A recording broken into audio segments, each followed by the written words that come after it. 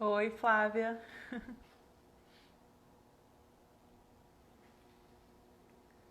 Oi, Fran. Ana.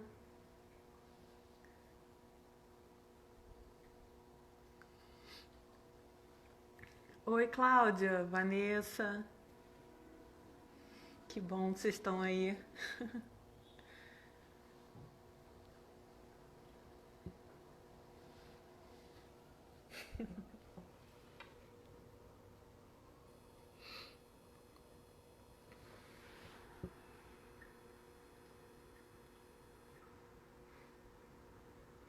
Tô esperando a Arnete. A gente estava conversando há pouco tempo e eu acho que já já ela tá chegando. Vocês estão me ouvindo bem?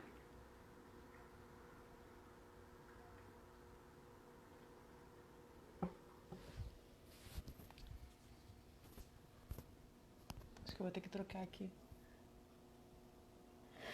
Isso, Cláudia. Cláudia vai falar amanhã pra gente. Depois a Ana Carla. Olha que ótimo. Boa.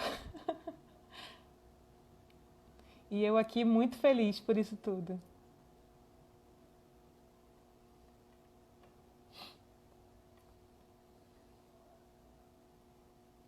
Oi. Entrou a irmã da Helena. Fabi, tudo bem? Ih, deixa eu escrever aqui o tema da live enquanto a Arnete não chega. Oi, Celso, que honra. Vou tentar escrever o nome da live.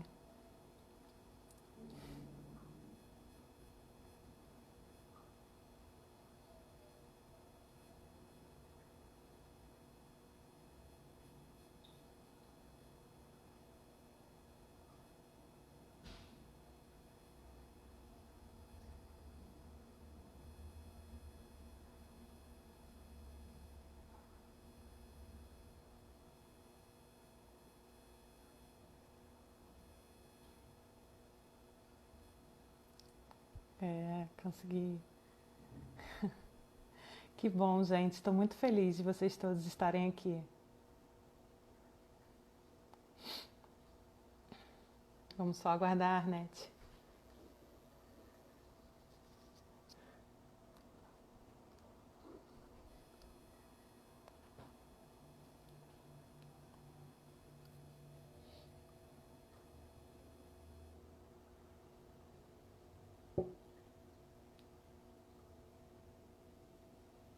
Ê, chegou.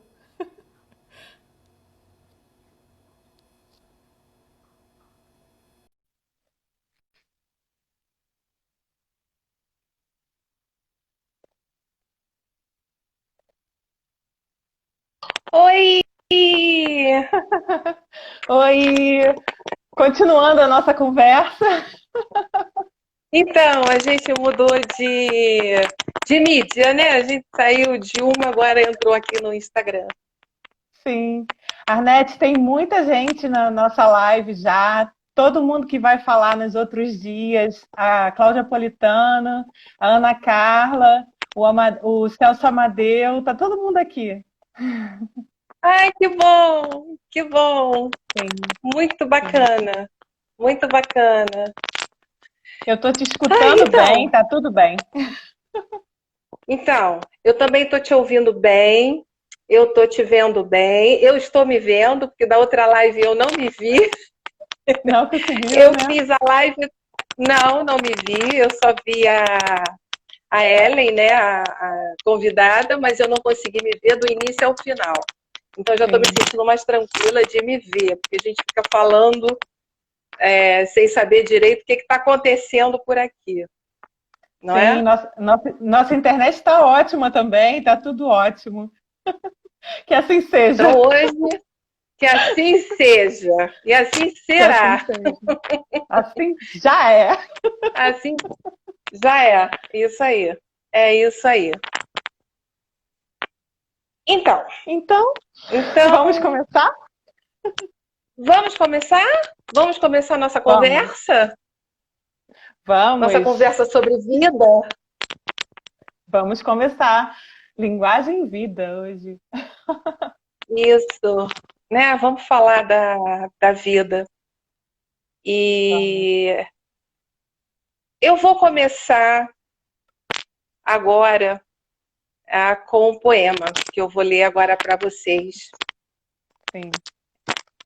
Eu sou da área da literatura também, então eu tenho essa afinidade com o texto literário que sempre me acolhe em quase todas as situações, em realidade em todas. Então eu vou começar. Tá, depois a gente se apresenta. Isso. Vou começar já no impacto. Adoro, vai. Toda palavra, de Viviane Mosé. Eu procuro uma palavra que me salve. Pode ser uma palavra verbo, uma palavra vespa, pode ser uma palavra casta, pode ser uma palavra dura, sem carinho, ou palavra muda, molhada de suor no esforço da terra não lavrada. Eu não ligo se ela vem suja, mal lavada. Eu procuro uma coisa qualquer que saia suada do nada. Eu imploro pelos verbos que eu tanto humilhei e reconsidero minha posição em relação aos adjetivos. Penso em quanta fadiga me dava o excesso de frases desalinhadas em meu ouvido. Hoje imploro uma palavra escrita. Não pode ser cantada. Eu procuro uma palavra, letra grifada, grafia no papel. Uma palavra como um porto, um mar, um prato, um campo minado, um contorno, carrossel, cavalo, pente quebrado, véu, mariscos, muralhas, manivelas, navalhas. Eu preciso do escarcéu soletrado. Eu preciso daquilo que eu havia negado. E mesmo tendo medo de algumas palavras, eu preciso da palavra medo, como preciso da palavra morte, que é uma palavra triste. Toda palavra deve ser anunciada e ouvida. Nunca mais o desprezo por coisas malditas. Toda palavra é bendita e bem-vinda. Com isso eu dou que todos sejam muito bem-vindos na nossa conversa, na nossa noite de hoje, falando sobre vida, linguagem e vida. E por isso eu abro com a Viviane Mosé, esse poema lindo, que fala sobre linguagem, fala sobre palavra. Toda palavra é bendita, toda palavra é bem-vinda, toda linguagem é muito bem-vinda. E Sim. quem sou eu? Então, e eu agradeço de você ter me passado, declamado esse poema antes para mim, porque é um poema lindo, emocionante e resume tudo praticamente que a gente quer te ouvir hoje, né? Antes de começar, Nete, eu queria falar um pouquinho de tudo que está acontecendo antes, tá? Então, gente, boa noite. Primeiramente, eu queria falar que ontem a gente teve um problema de conexão e a nossa live sobre a Praxis vai ficar para o dia 15/9, na terça-feira, com a Helena Gueiros. E eu queria dizer uma coisa. Eu queria dizer que eu sou a Isabel Kopke, que eu sou terapeuta ocupacional, que eu escolhi fazer parte dessa campanha de valorização da vida e prevenção do suicídio, o Setembro Amarelo. E eu tive a sorte de alguns encontros, e um deles foi com a Arnete. Então, eu falei, Arnete, eu preciso que você fale sobre a linguagem. E ela passou dias pensando e trouxe hoje para dividir com todos nós sobre muito mais do que linguagem, né, Arnete? Pode começar. Se apresentando, falando um pouquinho sobre você, por favor. Então, eu sou Arnete, eu sou fonoaudióloga clínica de linguagem infantil, especialmente. A fonoaudiologia foi a última, não foi a última, né? Foi a mais recente formação que eu tive. Eu venho de várias formações dentro do campo da linguagem. Eu sou mestre em letras, na área de literatura. Durante muitos anos exerci a profissão de professora de literatura espanhola na Faculdade de Letras. Eu tenho a formação em transpsicomotricidade educacional. Eu também sou jornalista de formação. Fui aviária, trabalhei na Varig durante muitos anos, o que me possibilitou viajar muito pelo mundo, conhecer muitas línguas, linguagens e culturas. Sou mãe de gêmeas, que hoje já são adultas, e sou do Rio de Janeiro. Eu acho que é isso. Eu sou fã de literatura. Sim, sim. Então vamos começar. Então vamos começar. Então, eu vou começar contando uma historinha bem curtinha que a gente vai desdobrando no decorrer aqui da nossa conversa. Era uma vez um menino, Rafael. Era uma vez uma família que desejou e recebeu esse caçulinha.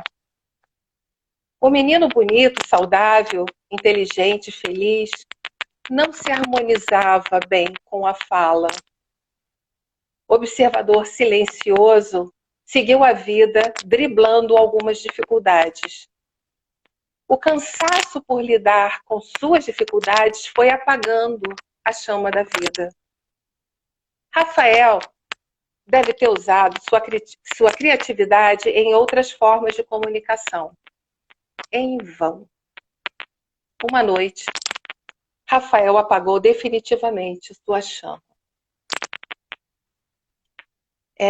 Eu escrevi esse texto, na realidade, para trazer à luz o que a gente vai conversar hoje, nesse Setembro Amarelo, que é o mês de prevenção ao suicídio. E eu fui buscar inspirações e material para começar a pensar sobre esse assunto. O que falar sobre isso? E como incluir a questão da linguagem também era outro desafio. Eu frequento um grupo de meditação há muitos anos. Eu também medito. E nesse grupo surgiu um relato de uma amiga que tinha uma vizinha que estava com um problema muito grave de depressão e pedindo que nós enviássemos energias positivas para essa vizinha.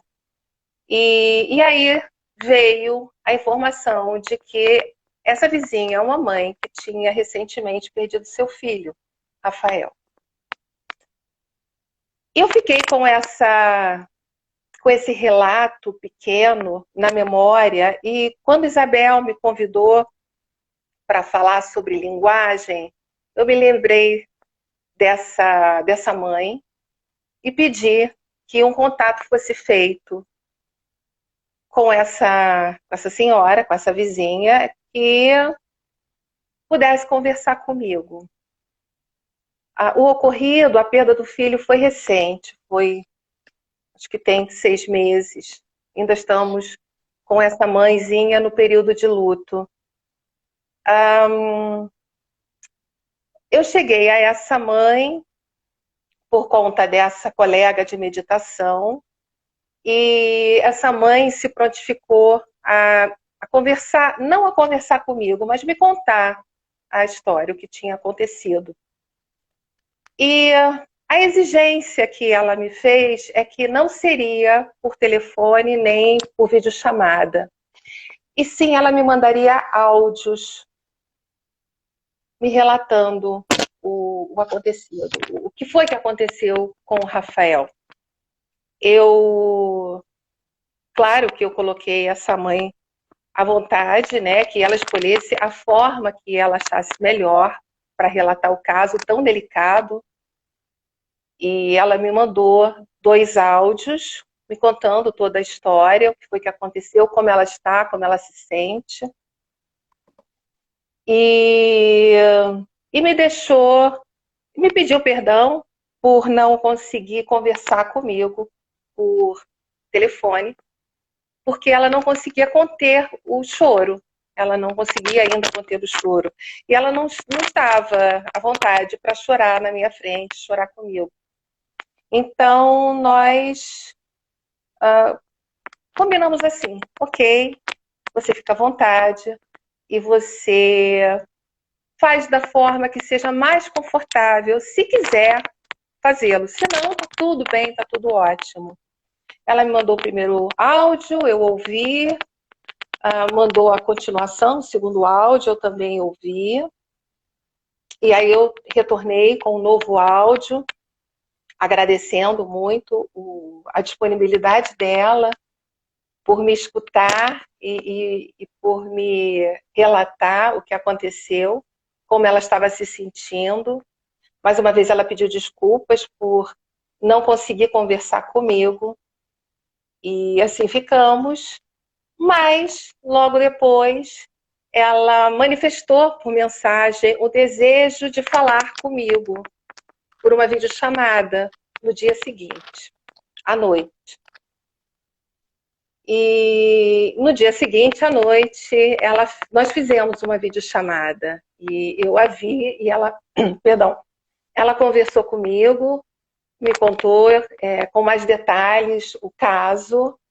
E eu gostei de vê-la, gostei de ouvi-la, que é diferente de ouvir um áudio. E ela não chorou. Ela conseguiu me contar sem chorar, como ela já estava fazendo há algum tempo. E o que me chamou a atenção de todo o relato dela foi o sentimento de culpa por não ter dado uma escuta ao filho. Essa culpa tem um peso bastante importante sobre ela, né? E ela está fazendo outros tratamentos, psicoterapia, ela está sendo cuidada, está sendo tratada, mas ela me relatou com relação à linguagem, quando eu falei que o meu objetivo era falar sobre a linguagem, como a linguagem ela pode entrar na preservação da vida.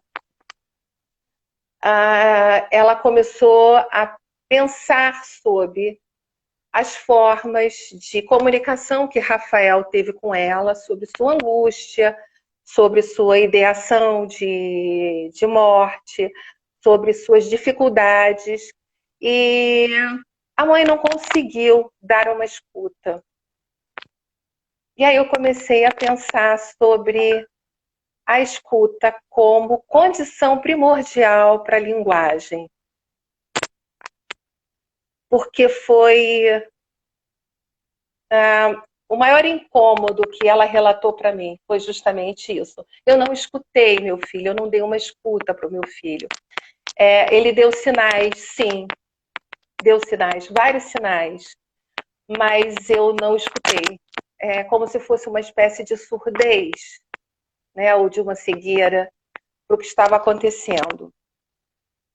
Então, eu comecei a refletir sobre a linguagem humana e a variedade que o ser humano tem de expressões, né? São muitas as linguagens que a gente pode usar, não somente a fala. A fala é prioritária, ela é priorizada, mas ela não é a única forma de comunicação. E o objetivo da linguagem é a comunicação. Eu tenho um conteúdo, eu tenho emoções, eu tenho saberes, eu tenho sentimentos, eu tenho experiências e vivências, e eu preciso compartilhar com alguém. É esse sentido da comunicação, é esse significado, a essência da comunicação que eu entendo que deva ser priorizado. A fala é apenas uma das possibilidades de comunicação pela linguagem. É prioritária? É. É a mais comum? É. Mas eu gosto de lembrar que não é a única.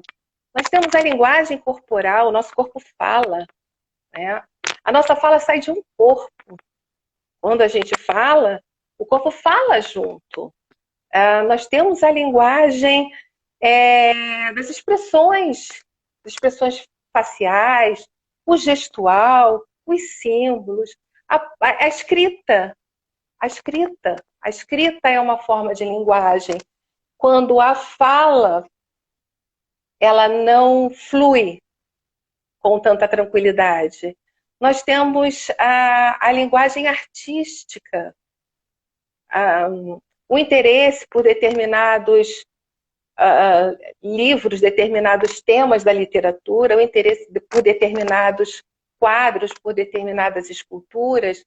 Esse interesse é uma comunicação. E merece uma escuta. E merece que o seu interlocutor vá bem além da expectativa de uma fala articulada. Por quê? Por causa disso, porque a linguagem, ela serve à comunicação. A linguagem humana, ela surge por uma necessidade de comunicação entre os humanos, de uma necessidade de troca de informações, de sentimentos, de saberes, né? É isso que é a linguagem. Então, Arnete, o que eu penso? Sim. e quando a gente valoriza minimamente, né, Arnete, a linguagem do outro, o quanto que ele desenvolve, né? O quanto que ele tem vontade de falar mais e se comunicar melhor. Exatamente, exatamente. Quando a gente valoriza, quando a gente valida aquelas formas de comunicação, a pessoa que tem essa competência pela escrita, pelo gestual, pelas expressões corporais, validar, valorizar essa competência, né? Por em cima do que falta a esse sujeito, né? É primordial.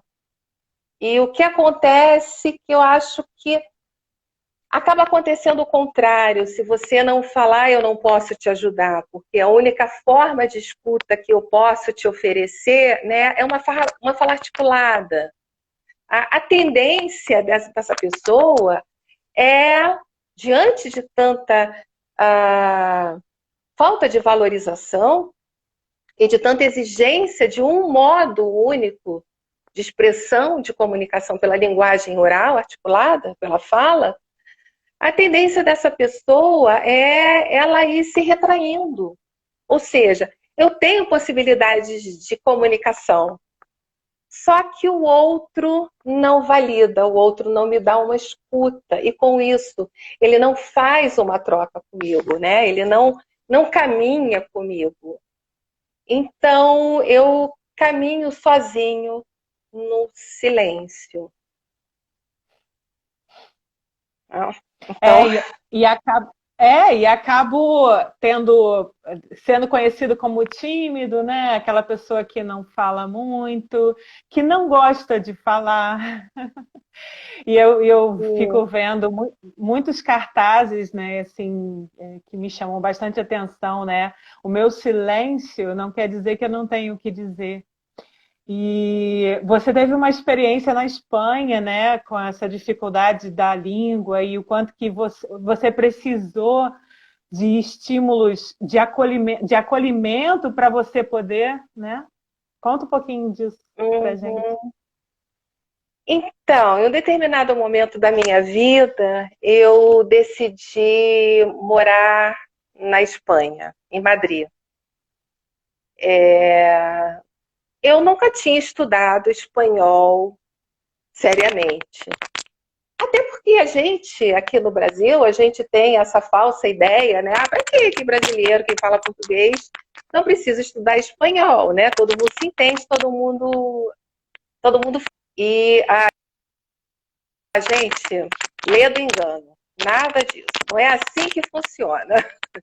Então, com o meu espanhol bem pobrezinho, eu fui morar na Espanha, em Madrid. E fui morar inicialmente com amigos.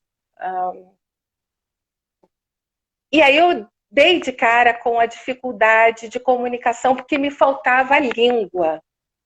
Né? Não me faltava a linguagem, me faltava a língua.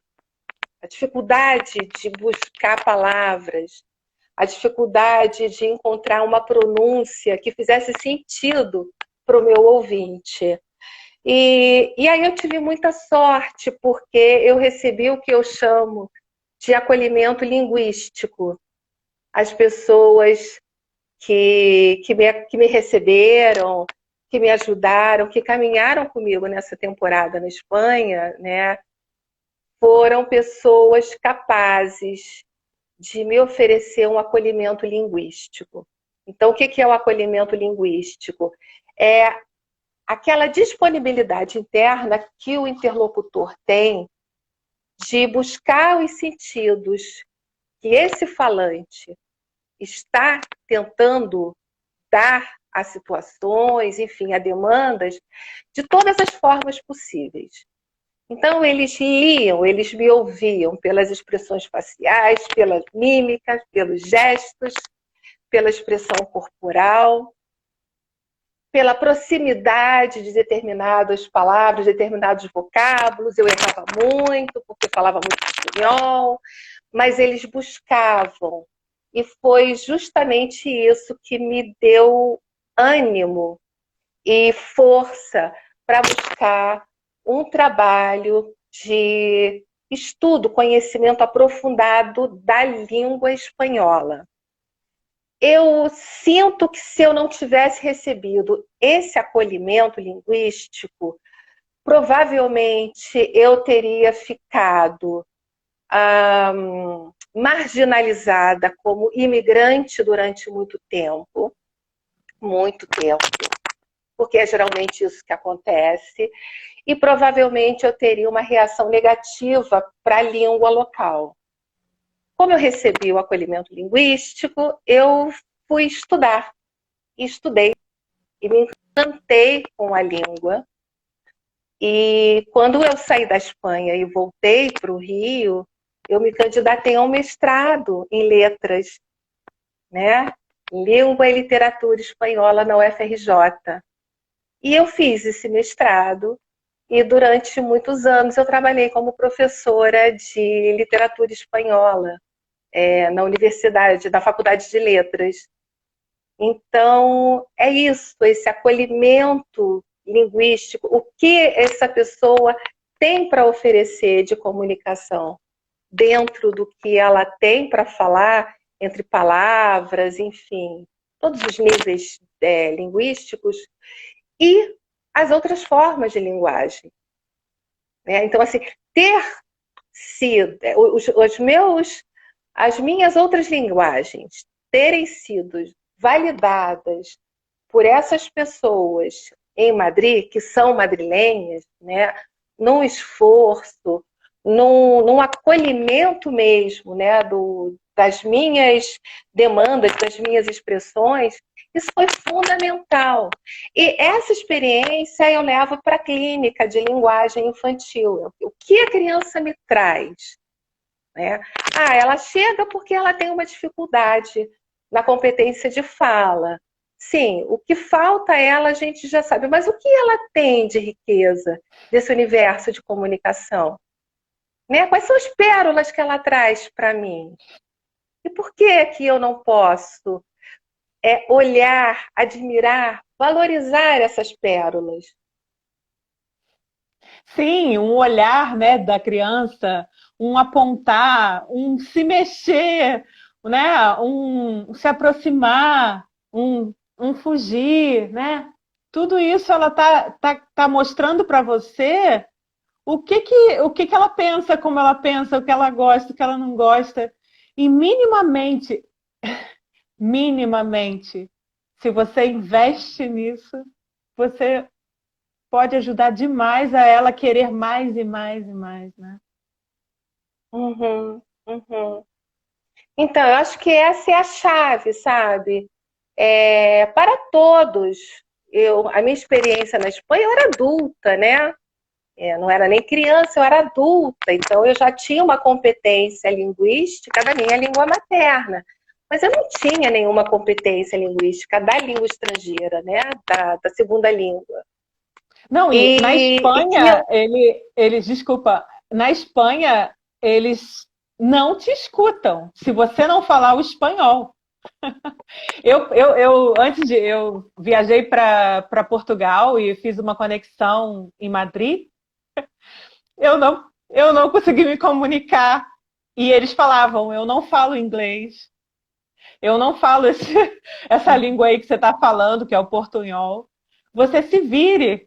Eu tive a sorte de encontrar uma tia que apareceu lá e me ajudou, porque eles não acolhem. Se não forem pessoas, né? Como você encontrou. Então, esse movimento é muito importante, né? Desse acolhimento de uma nova língua. É entender que a gente não tem essa língua como materna, né? E que a gente precisa fazer um percurso mais longo, mais árduo algumas vezes, e que esse apoio do interlocutor da língua, da outra língua, aquele que tem a competência na língua, né? Esse apoio é fundamental, é a mão que a gente recebe, sabe? Aquele abraço que a gente recebe do outro, assim. Eu consigo te entender, porque o meu desejo é te entender com o que você tem para me oferecer, porque isso é prioritário. O que você tem a comunicar, que é o conteúdo, é muito mais importante do que a forma. Em comunicação, quando é importante a comunicação, mais importante é o conteúdo. A forma, elas podem ser variadas, elas podem ser acolhidas. Sim, e tá travando um pouco. E se assim, e por que que vocês estão falando nisso, né? Porque a pessoa que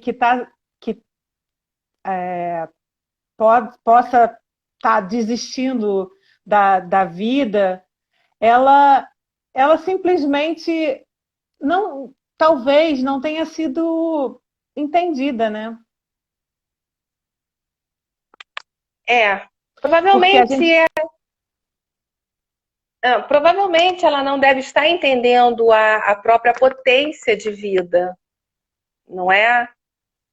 Porque às vezes eu penso, eu não tenho muita, eu não tenho muito conhecimento, muitos saberes, nem experiência com o tema do suicídio, né?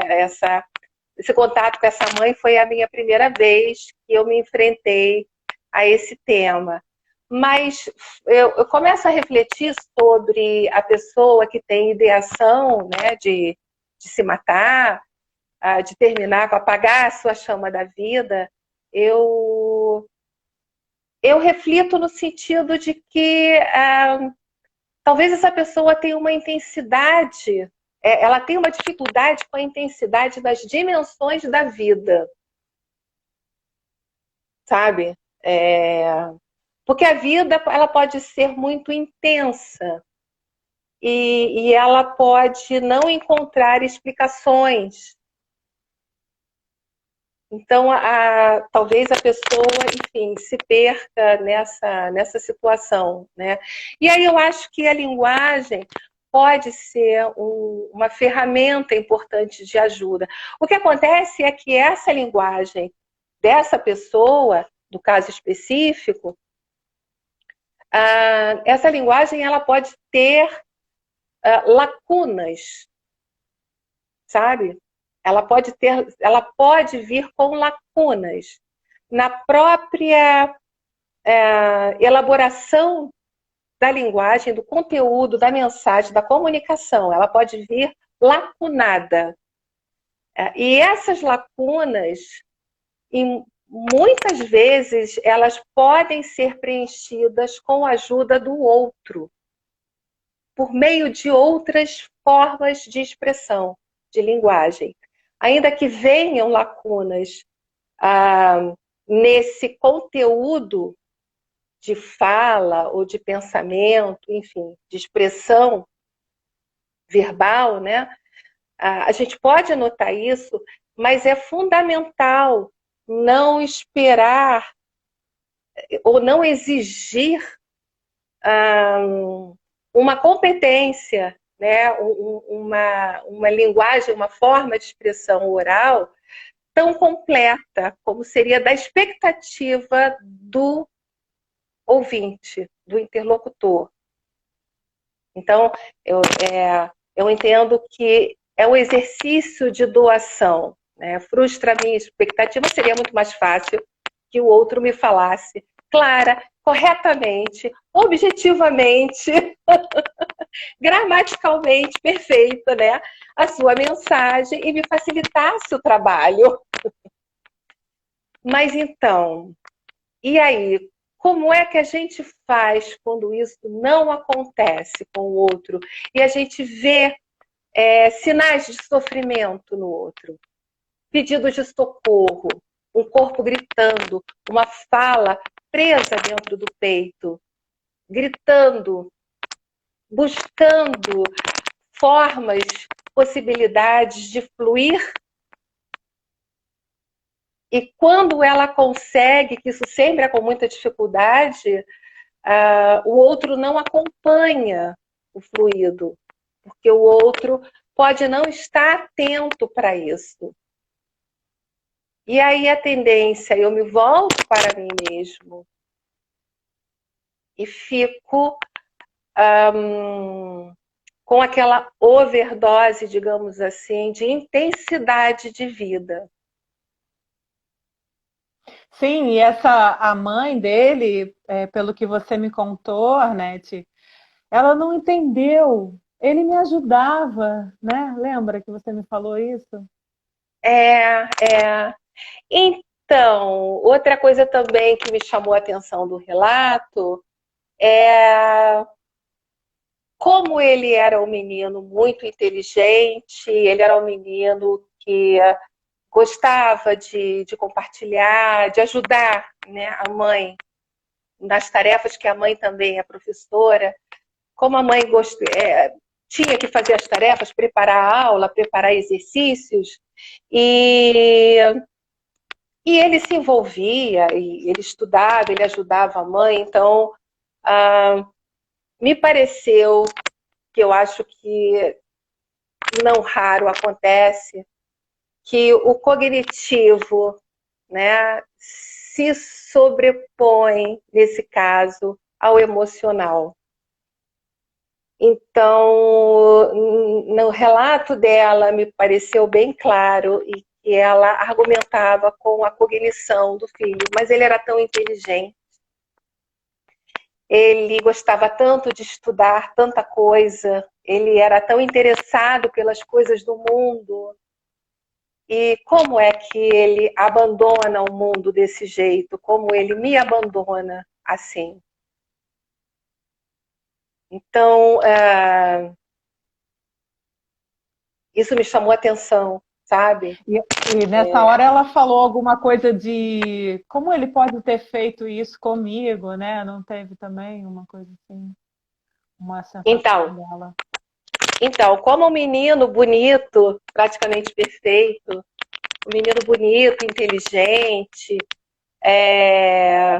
diligente, disponível para ajudar os outros, como que ele pode abandonar a vida dada por ela, né? Como ele pôde abandonar a vida, a família, a mãe. de uma forma tão dramática, de uma forma tão surpreendente, não tão surpreendente. Não tão surpreendente, porque na realidade ela reconhece que ele deu vários sinais. Né? Então, é importante, como a fonoaudióloga, eu preciso alertar da importância de cuidar da saúde, da comunicação desde cedo. É muito importante, porque a dificuldade de comunicação traz muitos sofrimentos. Traz muitos sofrimentos para a pessoa, traz sofrimentos para a criança, traz sofrimentos para os pais, para os familiares, sofrimento para os professores, sofrimento para o adulto, se isso não foi cuidado, visto, acompanhado na infância. Isso vai persistir na adolescência e vai chegar na idade adulta, né? Então, acaba sendo uma história que traz um sofrimento que muitas vezes pode não ser necessário, né? Pode ser, aliás, absolutamente desnecessário, se for acompanhado, se for visto, se uma atenção for dada. Nem tudo é timidez, nem tudo com o tempo vai passar. É sempre bom a gente investigar e ter certeza e, enfim, e atender na melhor maneira possível. E Arnete, uma coisa também, né, que seria de alerta, uma criança que não lê, não se interessa por livros, por que será? O que está acontecendo com ela, né? A gente ter um pouco mais de curiosidade, né? Do que o julgamento, ele é preguiçoso, ele odeia ler, né? Pois é, isso nem é justo, né? Eu entendo que nem é justo considerar que a criança é preguiçosa porque não quer falar, é preguiçosa porque não quer ler, é preguiçosa porque não quer escrever, né? Eu particularmente não acho justo com nenhuma criança. Eu sempre entendo que tem alguma coisa aí que precisa ser vista, tem alguma coisa que não está caminhando como deveria caminhar. Então, e a gente precisa ver, né? Por exemplo, voltando ao tema, uma pessoa que... Eu fico pensando no Rafael, quanto ele deve ter escrito? Onde estão os textos do Rafael? Rafael escreveu cartas? Para quem o Rafael escreveu no WhatsApp, falando de si, das suas dificuldades, dos seus medos? Onde está esse material escrito do Rafael? Então, assim, é uma falta mesmo de olhar para outras possibilidades. Como estava esse corpo do Rafael? Quanta atenção esse corpo guardou, não é? Quanta rigidez esse corpo não guardou, essas articulações, essa falta de fluidez. Estou vendo agora a Fafazinha, 1972, exatamente, Fafazinha. Diários, isso, né? Onde estão os diários? Menino não pode escrever em diário, mas, né? Porque ainda tem essa, né? Quando eu li diário ali, eu fiquei pensando, gente, o Rafael ainda tinha essa, né? Ela era homem, não podia chorar, não podia escrever em diários, mas podia mandar mensagem no WhatsApp, ter raiva de coisas, né? Desenhar símbolos, fazer tatuagens, não necessariamente, mas o Rafael, de alguma forma, ele demonstrava isso, né? De alguma forma, e eu acredito que várias formas, né? São várias formas as possibilidades de demonstrar que a pessoa está em sofrimento, que ela está pedindo socorro, está comunicando um pedido de socorro, está lançando garrafas com mensagens, né? SOS, está mandando no mar, né? O mar somos nós que estamos aqui, né? Quantas garrafas não são jogadas no mar e se perdem? Por, muitas vezes, não somente ou exclusivamente por causa disso, mas quantas vezes, né, as mensagens são mandadas e elas se perdem porque elas não vêm numa forma convencional, uma forma que muitas vezes é engessada, imobilizada, sabe? Que é a forma convencional, a forma esperada, a forma padrão.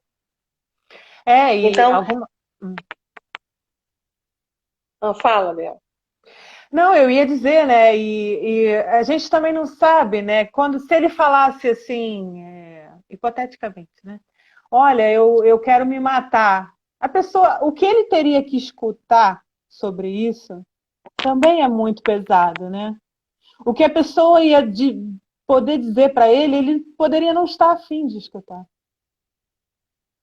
É, é. Enfim. E aí, eu não sei, né? Os profissionais que passaram na vida do Rafael, se esses profissionais acolhiam essa fala do jeito que ela vinha, ainda expressando um desejo inesperado, né? A gente pode dizer até que é um desejo tabu, porque ainda o suicídio fica um pouco no campo do tabu, né? Dos temas que são considerados tabu. E como isso pode ter afetado, como pode afetar uma pessoa, né? Uma resposta no nível de tabu, né? Então, assim, é porque você não ama a sua família, enfim, o que te falta? Você tem tudo, você é inteligente, quantas pessoas gostariam de ter o que você tem, né? E, enfim, e Aqui, você o pensa Rafael numa decisão dessa. o Rafael colocou aqui, minha família falava que é falta de Deus.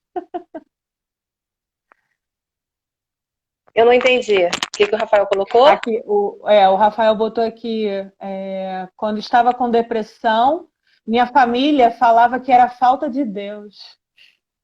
Então, isso é falta de acolhimento, na realidade, não é nem falta de Deus, né? Exatamente. Mas, assim, primeiro é uma falta de acolhimento. O que ele está falando?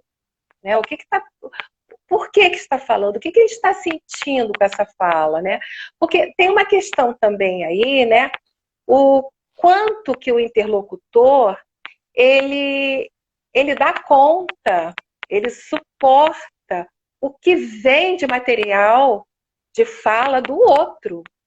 Então, muitas vezes, quem ouve é que não suporta o que está ouvindo, né? Então, a dificuldade muitas vezes de ajudar, de, de dar uma compreensão para isso, é porque o interlocutor ele também o interlocutor também pode estar imerso, né, na intensidade da vida que ele também não está dando conta. Ou então, a pessoa, né, como no caso Rafael, né, a pessoa está com ideações, né, de cometer um suicídio por um imenso vazio, e um vazio interno, e expressar esse vazio interno, né, dessa vida esvaziada, também pode ser difícil para o ouvinte.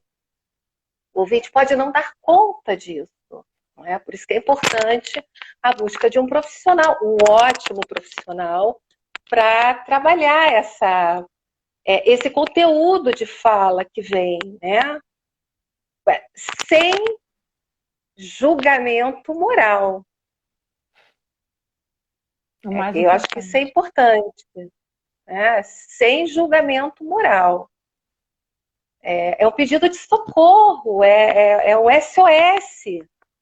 É um pedido, me dá a sua mão para eu poder segurar, para eu sair desse lugar em que eu me encontro, que eu não consigo, eu estou imobilizado aqui nessa situação, né? Então, é isso que eu tenho para te dar, para você me jogar a sua corda, você me dá a sua mão, né? Mas quando eu te ofereço esse material, né? Essa fala que seja corporal, essa linguagem, essa comunicação do jeito que for, e eu do lado de cá não consigo receber, eu não consigo acolher, eu não consigo oferecer a ajuda que essa pessoa precisa. É, É, é isso. é. Arnete, nós temos 10 minutinhos. Eu sei que você ainda tem umas Foi coisinhas para falar para rápido, gente. Foi foi tão rápido e rápido. necessário. É. Eu tenho muito que te É. agradecer, Bel, por você ter me convidado. Isso foi um desafio para mim, eu nunca tinha pensado nesse tema.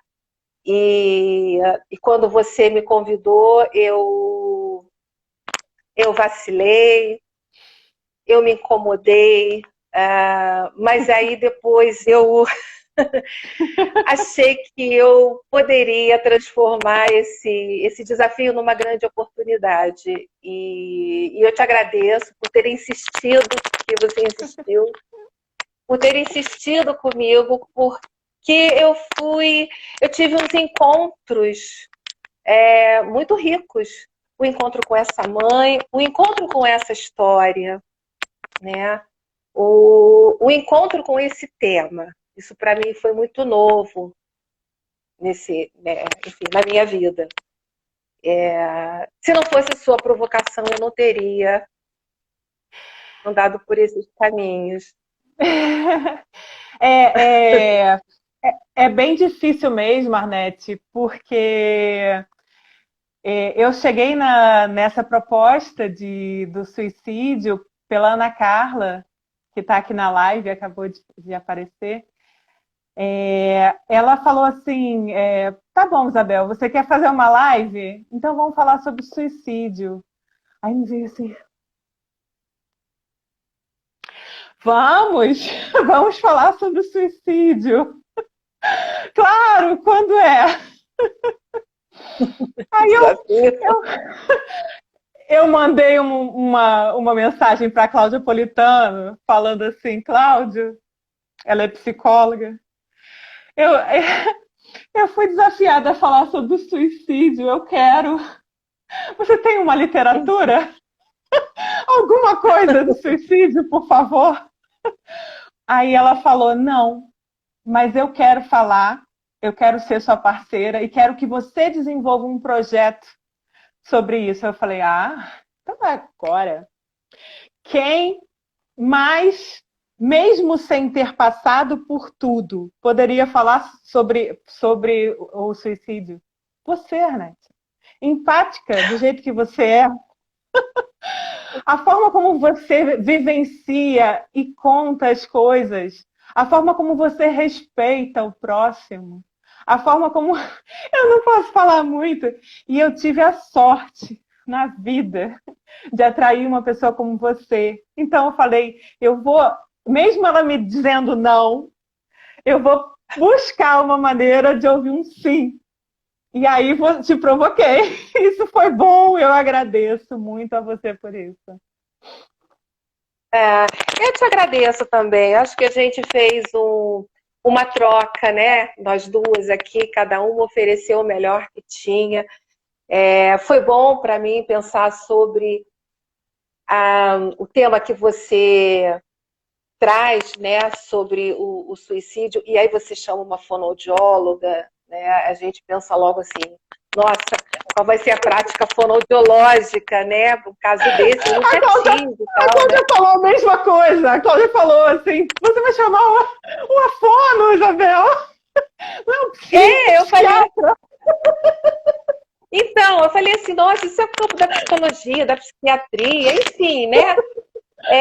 Mas assim, uma fonoaudióloga, eu fiquei pensando, fui buscar alguma coisa de fonoaudiologia, né? E nesse setembro amarelo, mas também não aprofundei muito. Eu busquei alguma coisa, não vi assim nada substancial. E aí foi aí que eu falei assim, então eu vou deixar a teoria de lado e vou para a vida, né? E vou para a vida, vou buscar alguém com quem eu me relacione e que me traga esse tema da perspectiva da vivência, não da teoria, mas da vivência, dura sim, mas uma vivência, e da emoção, né? Porque linguagem é emoção.